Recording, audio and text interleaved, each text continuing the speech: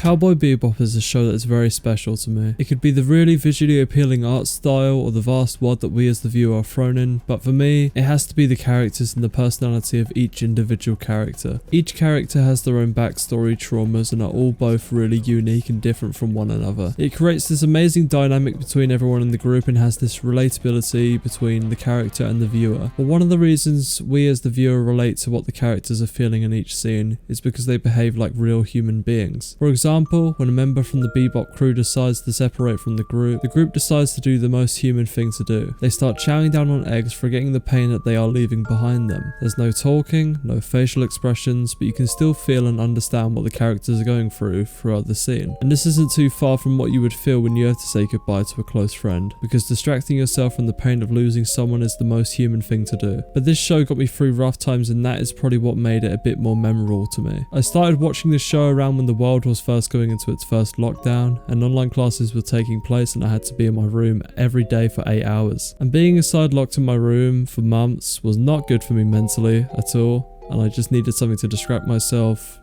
with the way I was feeling at the time. And that is probably why I connected so much with the characters in the scene, because I could tell exactly what the characters were feeling and what they were thinking. I think because the show draws from such a broad palette of emotions, that it's able to resonate and connect with so many people. When I first watched this show, there were these characters that really stuck with me, scenes that stuck with me, and just moments that I will never forget. I don't think I've ever watched a piece of art that has had that sort of power over me, and I think I'm going to carry that weight for as long as I live.